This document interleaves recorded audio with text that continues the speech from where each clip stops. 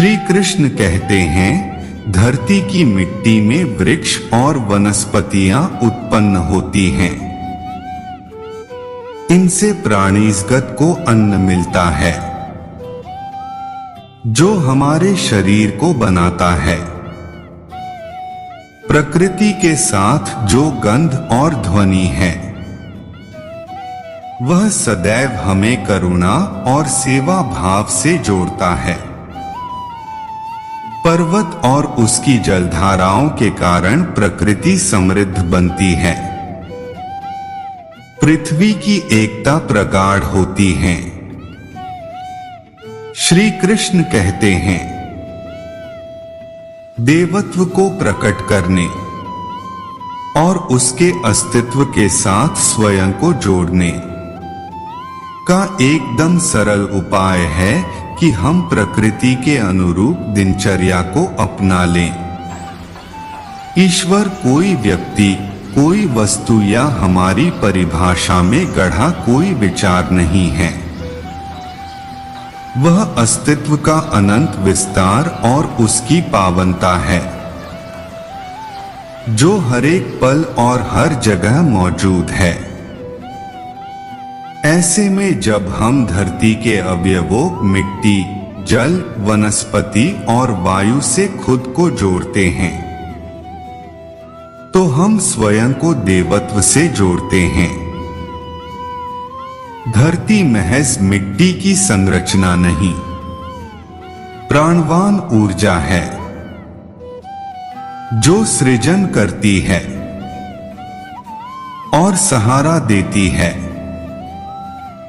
धरती की पोषण शक्ति अनंत है। वह विश्वंभरा है। श्री कृष्ण कहते हैं, धरती की मिट्टी में वृक्ष और वनस्पतियां उत्पन्न होती हैं। इनसे प्राणीजगत को अन्न मिलता है जो हमारे शरीर को बनाता है। प्रकृति के साथ जो गंध और ध्वनि है वह सदैव हमें करुणा और सेवा भाव से जोड़ता है।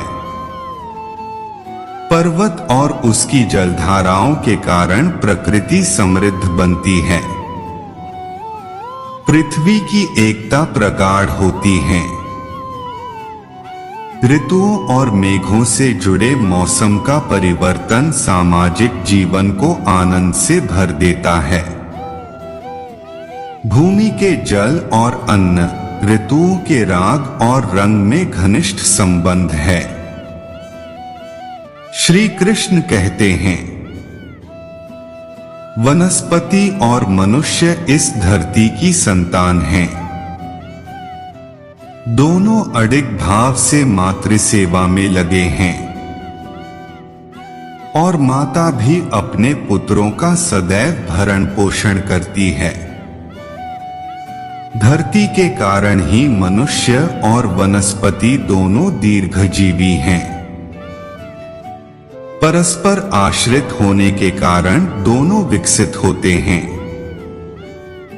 पर्वतों की गोद, नदियों के संगम, अरण्य के गहवरों में मनुष्य के मन चिंतनशील होते हैं। वह प्रकृति की रहस्यमय शक्ति का चिंतन करता है। चिंतन के पश्चात देवदार, बरगद, पीपल, आम, शाल और केला जैसे विशाल और पवित्र वृक्षों के साथ व्यक्ति अपना संबंध जोड़ता है। उनसे ज्ञान प्राप्त करता है और उन्हें सम्मान देता है। इससे वृक्ष देवता की परिकल्पना होती है। श्री कृष्ण कहते हैं, हमारे मन में लताओं, पुष्पों और जल तथा वायु का भी बड़ा स्थान है। ये प्राणी का प्रकृति के प्रति एक आदर भाव बनाते हैं। ऐसे ही उदात्त भावों के कारण यह भावना बनी कि पृथ्वी हमारी माता है और हम उसके पुत्र हैं। यदि जन का यह भाव और आगे बढ़ता जाए तो उसकी चेतना की प्राणवायु में देवत्व का संचार होता जाएगा और व्यक्ति पृथ्वी से आकाश तक छा जाएगा। जहां भी दिव्यता दिखी वहां देवत्व को प्रतिस्थापित कर दिया। जहां सृजन, शक्ति और साधना का केंद्र मिला उसे देवस्थान बना दिया। हिमालय देवभूमि है। वहां कैलाश पर शिव अखंड समाधि में अवस्थित हैं। तो बद्री विशाल में श्री कृष्ण तपरत रहे।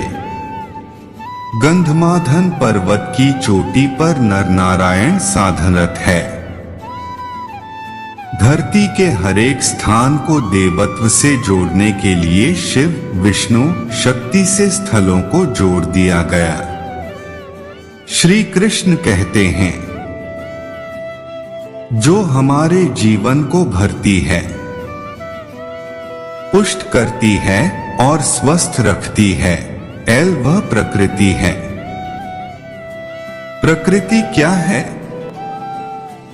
नदियों में निरंतर बहने वाला जल, आकाश में सदा बहने वाली वायु, सूर्य का नित्य प्रति मिलने वाला तेज, हर ऋतु के अनुसार अन्न, फल और मधु देने वाली पृथ्वी, निर्बाध विचरण का अवसर प्रदान करने वाला आकाश ही प्रकृति है।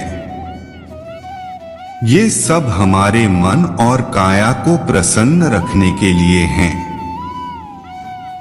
जब हम प्रकृति के इन गुणों को अपने अंदर समाहित कर लेते हैं